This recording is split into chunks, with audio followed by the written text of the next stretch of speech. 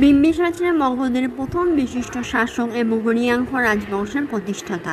তিনি ভগবান বুদ্ধের সমসাময়িক ছিলেন এবং তার দ্বারা ব্যাপকভাবে প্রভাবিত ছিলেন।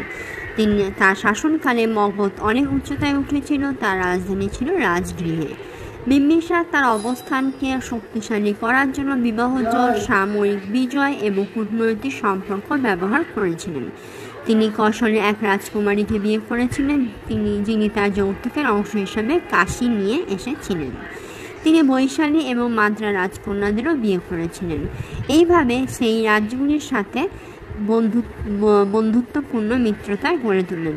বিম্বিসার অঙ্গ এবং চম্পার নদী বিজয় বন্দর জয় করেন।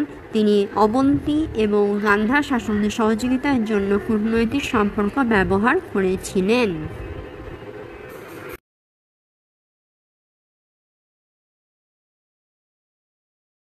বিম্বিসারের মৃত্যুর পর তার পুত্র অজাতশত্রু রাজা হলেন। তিনি একজন নিষ্ঠুর রাজা ছিলেন বলে জানা যায়। তিনি বৌদ্ধ ও জৈন ধর্মের উত্থানকে দমন করার চেষ্টা করেছিলেন।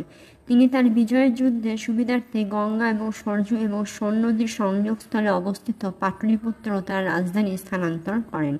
জৈন গ্রন্থে উল্লেখ করা হয়েছে যে অজাতশত্রু যুদ্ধে দুটি অস্ত্র ব্যবহার করেছিলেন, একটি ক্যাটাপাল্ট এবং একটি দোলা ও গদা সহ একটি আচ্ছাদিত রথ।